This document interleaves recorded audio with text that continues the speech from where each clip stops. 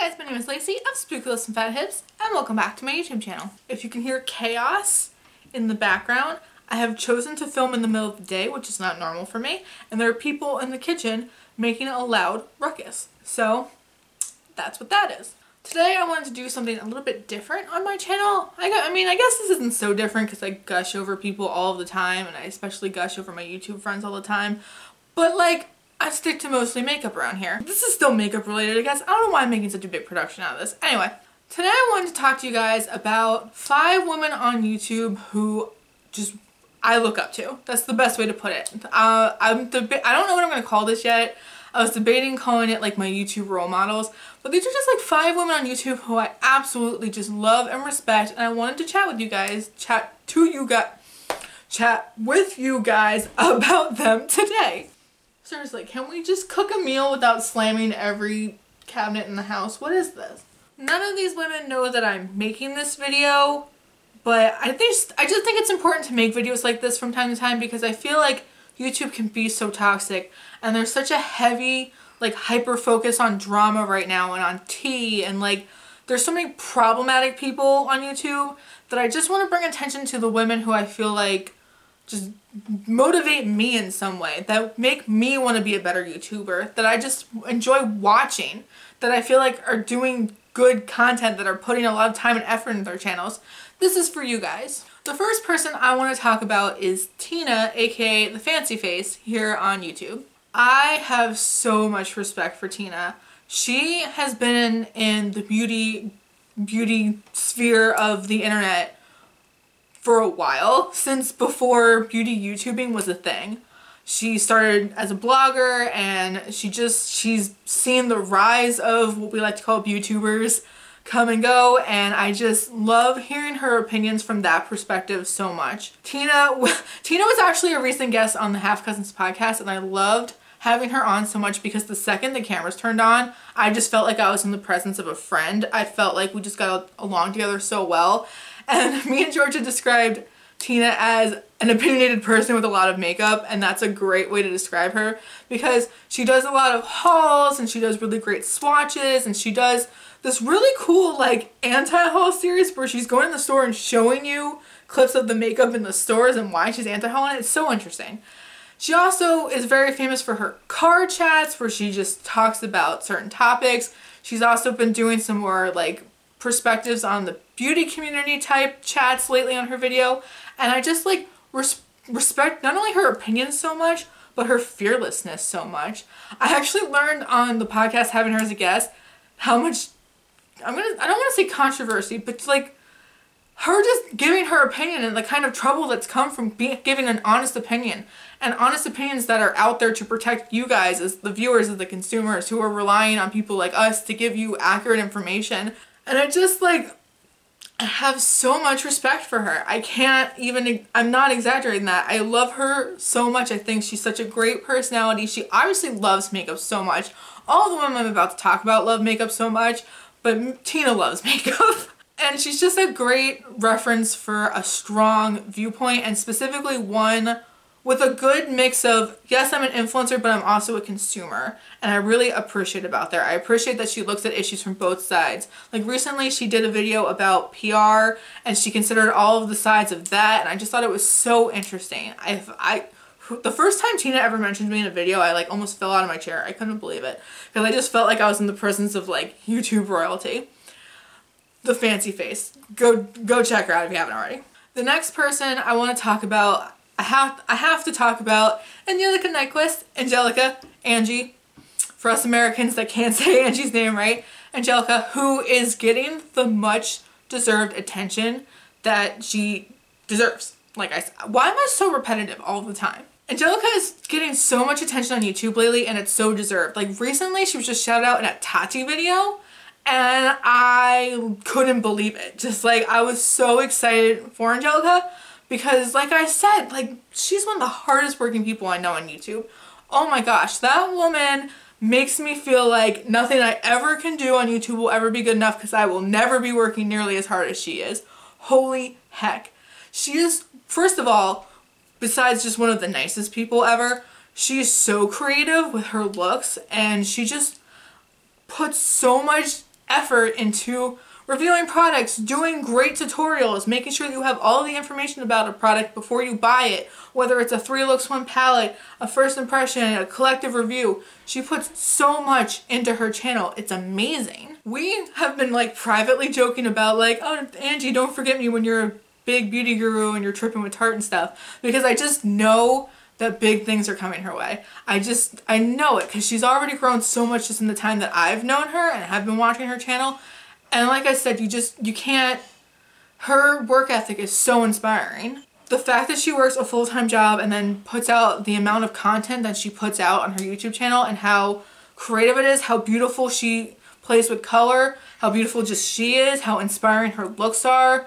We have such similar opinions on makeup, which is very toxic for me because we buy a lot of the same things constantly. And she's a gamer outside of being like a makeup lover, so I love that about Angie too. She's a little bit of a dork. It is now time to apparently throw silverware in this house, so excuse me for this brief silverware intermission.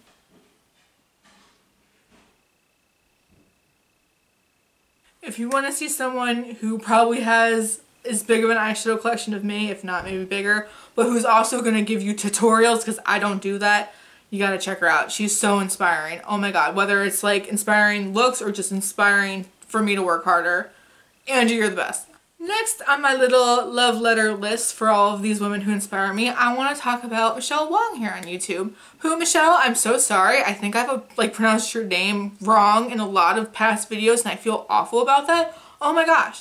Michele is actually a channel that I wouldn't think that I would vibe with, so to say, because Michele does luxury makeup. That's her, I don't want to say gig, I don't want to be like that's her gig, but she reviews primarily high-end and luxury makeup products to the extent of like sometimes when I'm watching Michele's videos, I have no idea what brand she's referencing. I have no idea the artist, I have no idea what's happening. She'll reference a brand and she'll say that she's got it in X department store and I'm like, I can't relate to this at all. We live in two different worlds.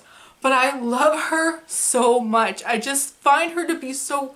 One, she's very thorough with her reviews. She hits the nail on every head. She always covers all of her points. She so deeply loves makeup and loves luxury makeup and is not apologetic about it. Like if a new Tom Ford collection comes out, she gets it. If new Natasha Denona thing comes out, she gets it. She loves luxury makeup, and I think a lot of channels get afraid to talk about luxury makeup because they don't want to seem like they're bragging. That's just Michele's gig and it's okay and I love it. She's just like, I find her to be so cool.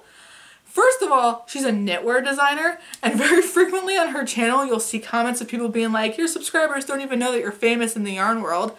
That is the coolest thing in the world to me. Oh my god, talk about inspiring just as like a businesswoman, as someone who is a knitwear designer and also does YouTube full-time. Actual life goals for me to be a better human and to be like my own business, like, you know what I mean? Like, inspiring me to just want to work harder, period. And I just find Michele to be like such a calming presence. She's also been on the podcast and the episodes that Michele's been on, we've talked about infomercial products, which is like the opposite of her actual world here on YouTube, and it's just so fun. Michelle's such a fun person. She also lived in New York, now she lives in Las Vegas. There's a part of me that just like loves to hear her talk about those cities and like her experiences owning a yarn store and just being a city person. There's a part of me that just loves that and like wishes I could do that and wants to live vicariously through those stories. But I just think Michele runs such a great channel. Another really organized, thorough, constantly uploading, just great content creator. Love it. All of these women need to are inspiring me to want to put more effort in my own channel because I don't work nearly hard enough. And I obviously can't talk about hard work without talking about Samantha March, who not only is she a working author, a published author, but she also does the YouTube thing full-time as well. And she's somebody else who just is so incredibly thorough, has such a great upload schedule, is constant with the reviews, the tutorials, the first impressions, the list of things that disappoint her that she did that aren't disappointing. She has so many great series. She is the queen of series. Samantha, she's the queen of series, because she started the Will I Buy It series, which is something that so many YouTubers have adapted and made into their own, and she created a playlist so everyone can find each other and just show their stuff. And I just, oh my gosh, I can't believe how hardworking all of these women are. I need to step my game up. Oh my gosh. But also with Samantha, besides just like the constant content and the constant good content and the thoroughness and like making sure that she's always following up on reviews and giving you guys information, lately on her channel she's been very open about her past and some of the things that she's been through. And I'm going to say this as subtly as I can. As someone who can relate to a lot of the things that she's gone through, I would never have the bravery to share stories like that on camera.